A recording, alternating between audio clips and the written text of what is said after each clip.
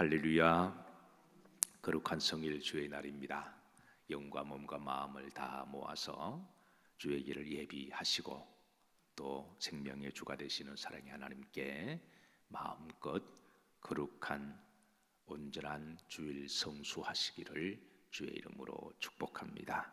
자, 오늘 말씀 제목입니다. 하나님의 위대한 초청을 받은 자가 누릴 축복인데요. 자, 우리가 지난번 이사야 55장 1절에 너희는 내게 나오라, 돈 없는 자도 오고 목마른 자도 와서 돈 없이 값 없이 와서 포도주와 젖을 사라. 하나님께서 이제 초청을 하시는 그런 내용의 말씀이에요.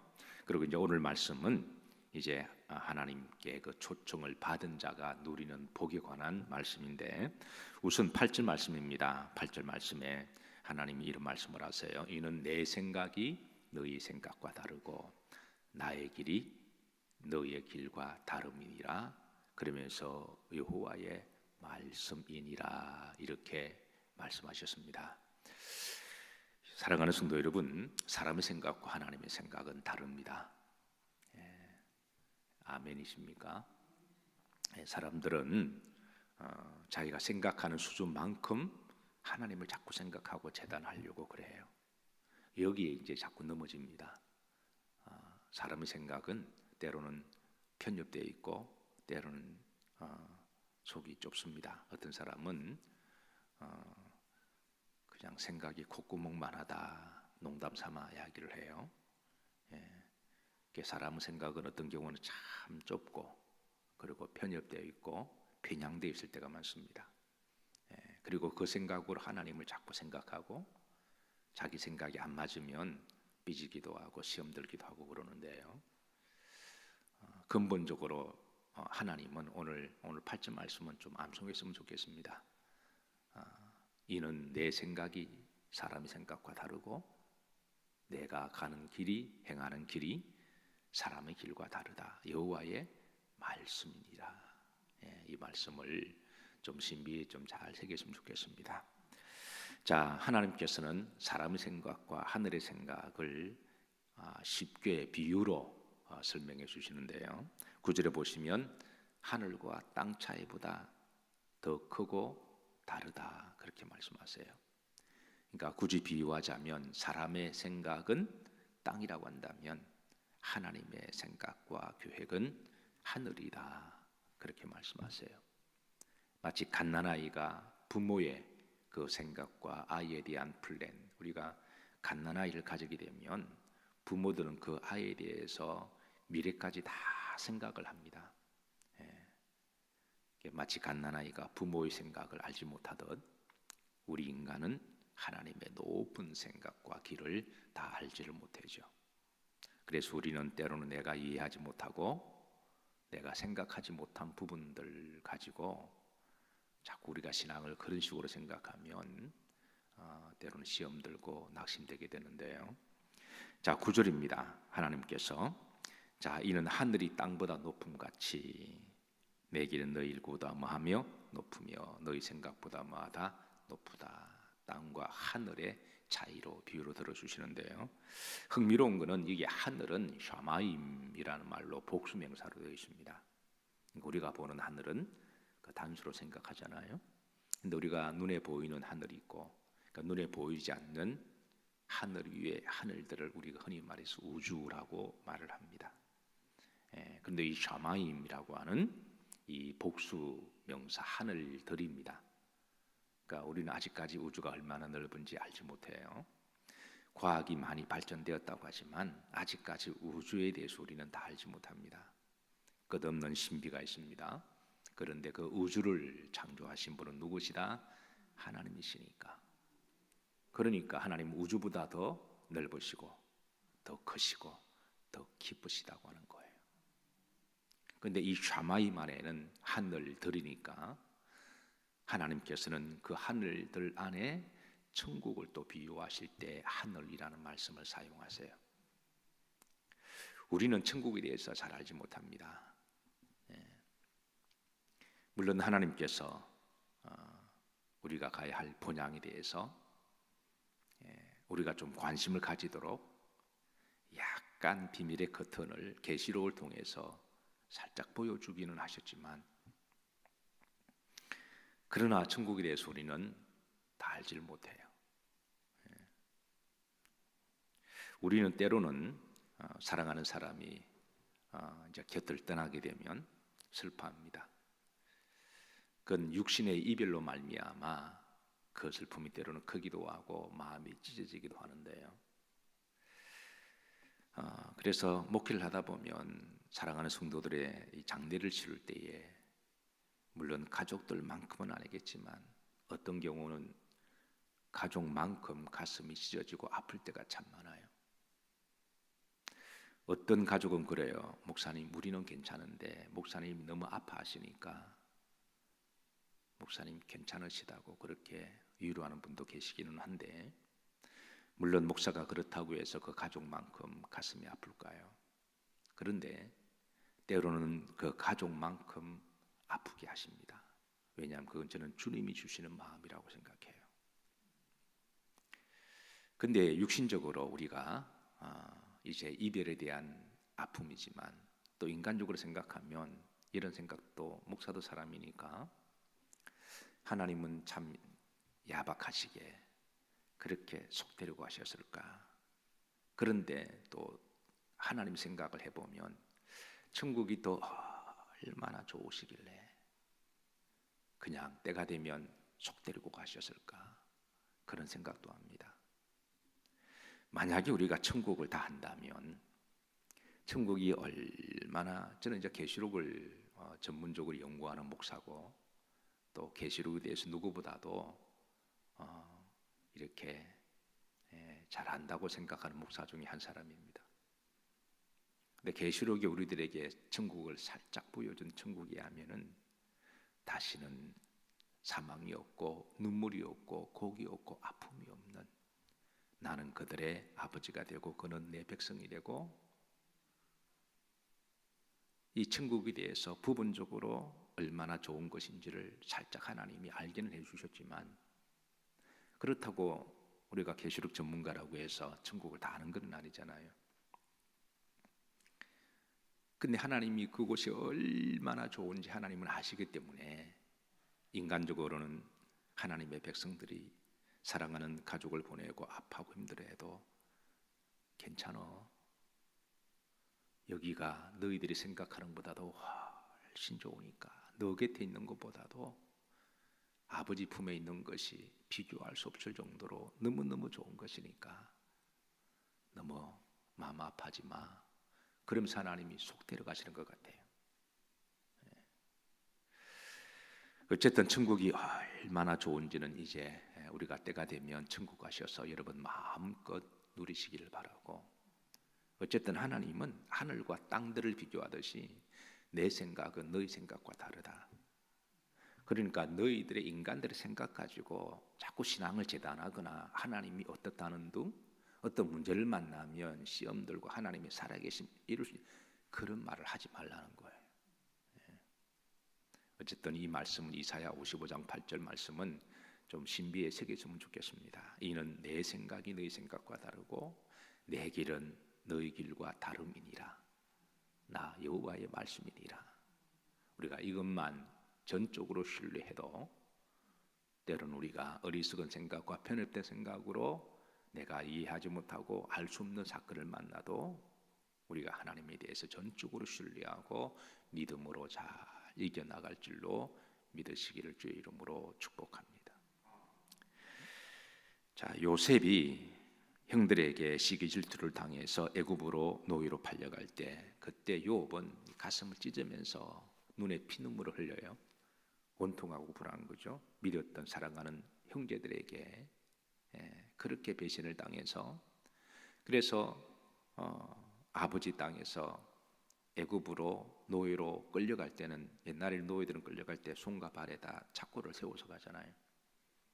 그러니까 옛날에 노예는 신발도 안 신겼으니까, 그러니까 그 엄청난 거리를 그렇게 끌려갈 때에 손과 발에 피가 나고 얼마나 힘들었을까요? 요셉은 애굽으로 끌려가면서 이제 이 길은 고난의 길이요, 불행의 길이요, 죽음의 길이고 고통의 길이고 눈물의 길이다, 그렇게 생각했을 겁니다. 그런데 나중에 이제 애굽의 총리가 돼요. 그때 형님들을 만나서 이렇게 고백합니다. 나를 이곳에 보내신 분도 하나님이시고 나를 이곳에 파신 분도 하나님이시니 나의 길을 인도하시는 분도 하나님이시니 형님이여 너무 염려하지 마시고 무서워하지 마소서. 우리를 구원하시기 위함입니다. 이게 이제 나중에 요셉이 그 형님들을 만나서 한 고백입니다. 사랑하는 성도 여러분, 하나님의 생각과 나의 생각은 다르다. 예레미야 29장 11절에 보면 우리가 잘 아는 말씀이 있죠. 너희를 향한 나의 생각은 내가 아나니 절망이 아니요 평안이요 미래와 소망을 주려는 것이다. 그러니까 하나님의 생각은 무조건 우리를 향해서 좋으시다, 사랑이시다, 축복이시다, 구원이시다, 이것만 우리가 믿는다면 어떤 어려움도 믿음으로 우리가 이겨나가게 될 줄로 믿습니다. 그러니까 하나님의 생각은 평안이요 미래와 소망을 주려는 것이다.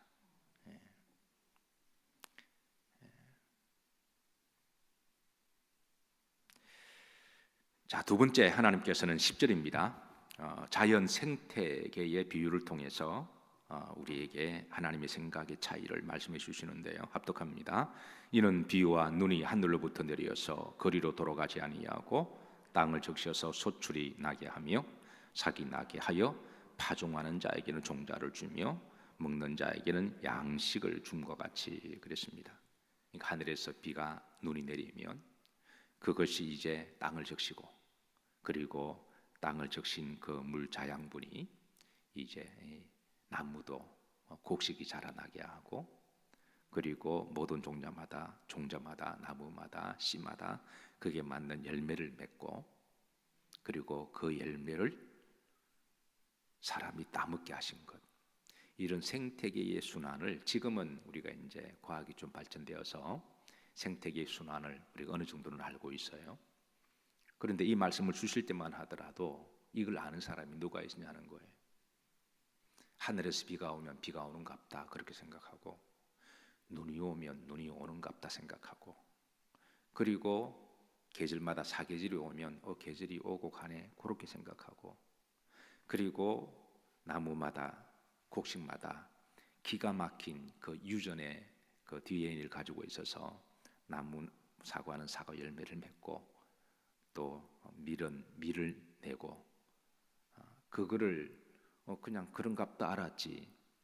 그렇게 천지를 생태계 순환을 통해서 정확하게 하나님께서 열매를 맺게 하신 그거를 누가 아는 사람 누가 있냐는 거예요. 그냥 누리기만 누리고 먹기만 먹고 그렇게 살았지. 근데 하나님께서는 이사야가 있을 때부터 하나님이 그 말씀하시는 거예요. 하늘에서 비가 오고 눈이 이 생태계를 통해서 이렇게 돌아가는 것, 이걸 누가 만드셨습니까? 하나님이시죠. 창세기에 보면 하나님이 만드시고 그대로 되라라는 말씀은 그 창조 섭리대로 되라고 하나님이 하셨기에 모든 종자마다 그 종자가 맺는 씨와 열매를 맺는 거죠. 그래서 우리는 이 자연 생태계를 볼 때마다 잘 보존해야 되겠지만 하나님께 정말 감사를 해야 됩니다. 후렴절에 보시면 후렴절에 먹는 자에게는 뭐를 줌과 같이 양식을 줌과 같이, 결국은 이렇게 자연 생태계가 잘 돌아감으로 제 기능을 함으로 가장 혜택을 누리는 사람이 누군가요? 사람이죠. 만약 이런 자연 생태계가 돌아가지 않으면 우리는 아마 굶어 죽을 겁니다. 근데 하나님이 양식을 줌과 같이 우리를 먹을 때마다 정말 감사해야 됩니다. 그냥 나무들이 곡식들이 열매를 맺히는 게 하나님이 그대로 되라 하셨으니까. 그러니까 하나님의 생각은 창세 때부터 그 정도로 하나님이 우리를 생각하신 거죠.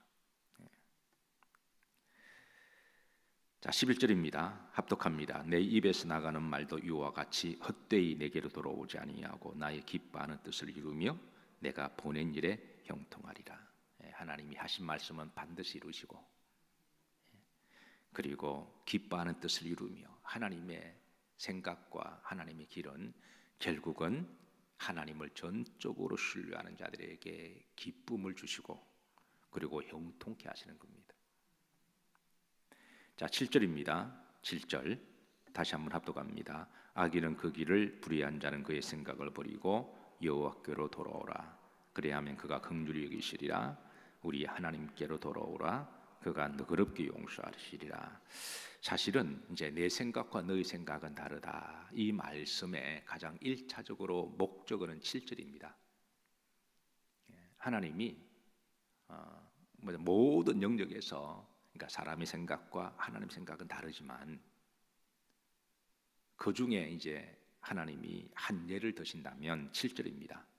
하나님이 용서하시는 생각은 사람의 생각과 다르다라는 거예요. 악인은 그 길을 불의한 자는 그의 생각을 버리고 여호와께로 돌아오라. 그러니까 하나님이 1절에 보면 돌아오라 그러셨잖아요. 돌아오면 내가 너희들을 긍휼히 여기고 용서하는 것은 일반 사람들의 생각하는 용서와 긍휼과 차원이 다르다는 겁니다. 이게 이제 1차적인 차이를 말씀하는 건데요. 이사야가 살던 시대만 하더라도 소위 이제 고대 근동의 최고의 법률 중 하나가 함무라비 법전이 있었잖아요. 이 함무라비 법전에서는 눈은 눈, 우리가 잘 아는 이는 이죠. 행한 대로 갚아주고, 그래서 그 함무라비 법전은 그 당시에 최고의 법전이지만 거기는 눈은 눈, 이는 입니다. 용서가 없고 긍휼이 없어요. 그냥 저스티스, 정의만 있는 거죠. 근데 하나님은 어떤 죄를 지었다고 할지라도 하나님은 긍휼히 계시고 용서하신다라는 거예요.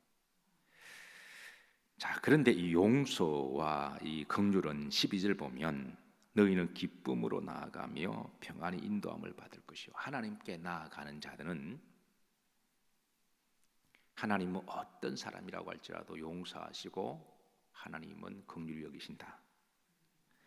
13절에 나무 비유를 하십니다. 잣나무는 가시나무를 대신한다. 화석류는 찔레를 대신할 것이라. 여기 이제 잣나무는 하나님이 택한 나라를 상징하는 나라입니다. 그리고 이게 가시나무와 찔레는 이거는 이방 나라들을 상징합니다. 그런데 이제 하나님이 때가 되시면 그 이방 나라 찔레, 가시나무 같은 나라들이 여호와께로 돌아오면 하나님이 대신하여 이 잣나무로 하실 것이고 화석나무로 하나님이 축복의 나무로 받아주신다라는 거예요. 후렴절 보시면 이것이 여호와의 기념이 되며 영원한 표징이 되어 끊어지지 아니하리라. 이건 앞으로 오실 메시아를 통해서 이런 나라를 회복시킬 거라는 거죠. 그러니까 하나님의 구원은 구약에 앞으로 메시아가 오시게 되면 그 메시아가 이방인들에게, 죄인들에게 베푸시는 용서는 긍휼과 구원이라고 하는 거죠. 그리고 어떤 죄를 지었다고 할지라도 하나님 다 긍휼히 여겨주시고 용서해 주시고, 그리고 하나님의 자녀로 삼으시고 영원한 언약은, 이것은 구원의 언약을 말씀하고 있습니다. 그래서 여호와께로 돌아오는 자들은 돈 없는 자도 값 없는 자도 누구든지 오게 되고, 그리고 오게 되면 하나님의 기쁨과 구원을 누리게 될 것이고, 그리고 찔레나무를 대신해서 잣나무가 되게 하실 것이고 하나님의 백성이 되게 하실 것이라고 하는 이 구원의 언약의 말씀입니다. 사랑하는 성도 여러분, 우리는 예수님으로 말미암아 우리가 하나님의 자녀가 되었음을 늘 기억하시고, 그리고 늘 감사하시고, 그리고 구원받은 백성들이 하나님을 마음껏 찬양과 예배하시고 또 주신 사명대로 살아가시기를 주의 이름으로 축복하며 나그네 여정을 걸어가시다가 때로는 내 생각과 내 어떤 경험이 달라도 이는 내 생각과 사람의 생각이 다르고 내 길과 너의 길과 다름이니라. 나 여호와의 말씀이니라. 인간의 편협된 생각으로 함부로 하나님을 재단하거나 신앙의 결론을 내리거나 내가 조금 경험한 것 간증 가지고 마치 영적 세계를 다 하는 것처럼 말하는 것도 교만입니다. 그냥 우리가 조금씩 맛만 보는 거거든요.